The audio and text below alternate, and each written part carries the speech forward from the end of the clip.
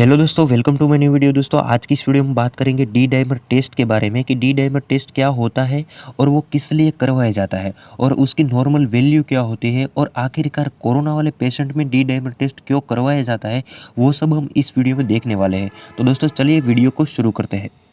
तो दोस्तों यहाँ पर आपको सबसे पहले यह जानना होगा कि डी डाइमर टेस्ट क्या होता है। ओके, तो डी डाइमर टेस्ट क्या होता है? It is a blood test report for the determination of the amount of D dimer in the blood. Okay, तो क्या होता है कि डी डाइमर टेस्ट एक ब्लड टेस्ट रिपोर्ट होता है। वो हमारी ब्लड कलेक्शन करके टेस्ट रिपोर्ट किया जाता है और इसमें किस लिए करवाया जाता है? क्योंकि उसकी जो डी डाइमर होता है हमारे शरीर के अंदर, उसकी अमाउंट जानने के लिए टेस्ट करवाया जाता है।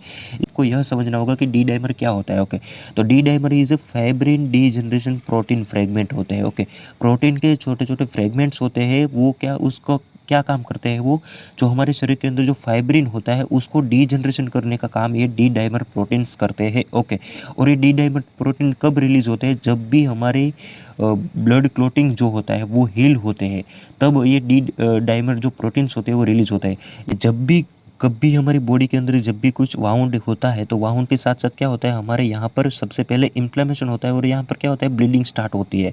ब्लीडिंग जब भी स्टार्ट होती है तो क्या होता है, हमारी जो ब्लड वेसल्स के अंदर प्लेटलेट होते हैं वो हमारे जो वाउंड होता है वहाँ पर एडेज होना स्टार्ट हो जाता है, जिसकी वजह से क्या होता है कि हमारी जो ब्लड क्लोटिंग स्टार्ट होती है और हमारा जो ब्लड फ्लो होता है वो डिक्रीज हो जाता है और धीरे धीरे ब्लड फ्लो रुक जाता है।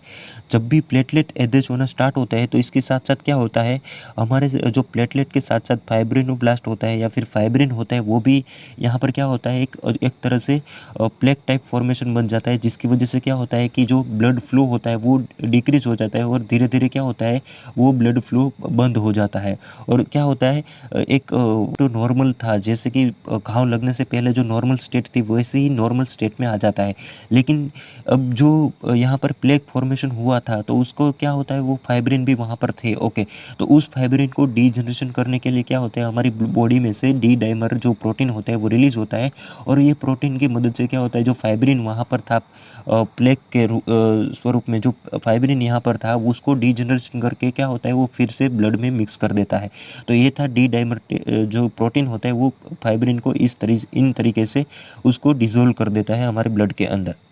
दोस्तों अब हम बात करते हैं कि डी डाइमर टेस्ट जो होता है वो किन किन डिजीज़ कंडीशन में ये टेस्ट करवाया जाता है। तो देखिए, हमने आगे बात करी थी कि जब भी हमारी बॉडी के अंदर कुछ ब्लड क्लोटिंग जैसी कंडीशन होगी तो उस कंडीशन के जो डिजीज़ होंगे उस डिजीज़ कंडीशन में ये डी डाइमर टेस्ट करवाया जाता है। तो ऐसी कौन कौन सी कंडीशन है, ऐसे कौन कौन से डिजीज़ है जिसके बारे में हम बात करते हैं। तो सबसे पहला हो गया क्लॉट, स्ट्रोक। ओके, तो जो स्ट्रोक होता है उसमें क्या होता है कि जो हमारी ब्रेन की जो ब्लड वेसल्स होती है वहाँ पर क्या होता है, ब्लड क्लोट हो जाता है या फिर एम्बोलिज्म आता है। तो इसकी वजह से क्या होता है कि जो हमारे ब्रेन में जो ब्लड पहुंच रहा होता है उसमें ऑब्स्ट्रक्शन आ जाता है, तो उस कंडीशन को हम कहेंगे स्ट्रोक। इसके बाद आता है डीप वेन थ्रोम्बोसिस, जो हमारी पैरों की जो ब्लड वेसल्स होती है वहाँ पर अगर क्लोटिंग हो जाती है तो उसको हम कहेंगे डीप वेन थ्रोम्बोसिस। इसके बाद आता है पल्मोनरी एम्बोलिज्म। पल्मोनरी एम्बोलिज्म क्या होता है कि हमारे जो लंग्स होता है, कोरोना में भी कुछ इस टाइप का ही होता है पल्मोनरी एम्बोलिज्म।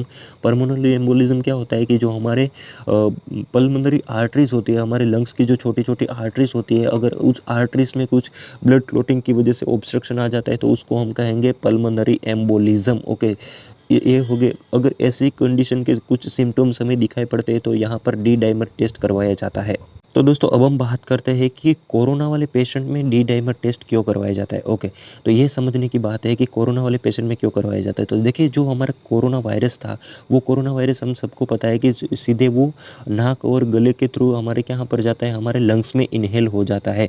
तो जब भी कोरोना वायरस हमारे लंग्स में इनहेल होता है तो वहाँ पर क्या होता है कि जो हमारे लंग्स की छोटी छोटी जो ट्रैकियोब्रोंकियल ट्री थी उसकी जो एंडोथेलियल लाइनिंग होगी वहाँ पर क्या होगा, वो वहाँ पर डैमेज प्रोड्यूस करेगा, वहाँ पर इन्फ्लामेशन प्रोड्यूस करेगा और इसकी वजह से क्या होगा, जो हमारी एंडोथेलियल लाइनिंग होगी वो डैमेज होगी, वहाँ पर छोटे छोटे ब्लीडिंग होना स्टार्ट हो जाएगी। अगर ब्लीडिंग वहाँ पर स्टार्ट होता है तो इसकी वजह से क्या होता है, वहाँ पर हमारी जो बॉडी की मैकेनिज्म होगी वो ब्लड क्लोटिंग शुरू कर देगी और ब्लड क्लोट शुरू होता है तो वहाँ पर क्या होगा, ऑटोमेटिकली जो उसको डिसोल्व करने के लिए डी डाइमर जो होता है वो भी इंक्रीज़ देखने को मिलेगा।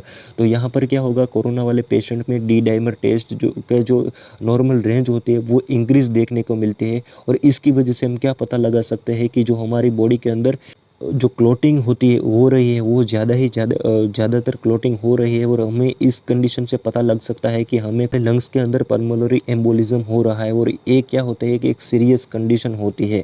और डी डाइमर टेस्ट की मदद से हमें यह पता लगा सकते हैं कोरोना वायरस में। डी डाइमर टेस्ट की मदद से हम कोरोना का पता नहीं लगा सकते हैं, लेकिन उसकी कॉम्प्लिकेशन का पता हम डी डाइमर टेस्ट की मदद से लगा सकते हैं। तो दोस्तों यहाँ पर हम बात करते हैं कि जो डी डाइमर होता है उसकी नॉर्मल रेंज क्या होती है हमारे ब्लड के अंदर। ओके, तो ये जो नॉर्मल रेंज होती है दो एकम में नापी जाती है। एक होता है अगर 500 नैनोग्राम पर ml, ओके, जो 500 नैनोग्राम पर ml से कम होगी या फिर 0.5 mg पर ml अगर ये इससे कम होती है तो ये जो होता है वो नॉर्मल होता है। अगर इन वैल्यू से अगर इसकी वैल्यू ज़्यादा बढ़ जाती है तो हमें ब्लड क्लॉटिंग या फिर जो अदर कॉम्प्लिकेशन होते हैं उसका हम अंदाज़ा लगा सकते हैं कि हमारी बॉडी के अंदर ये जो कॉम्प्लिकेशन होती है वो होने वाली है या फिर उसके हमारी स्थिति जो होती है वो ख़राब हो सकती है।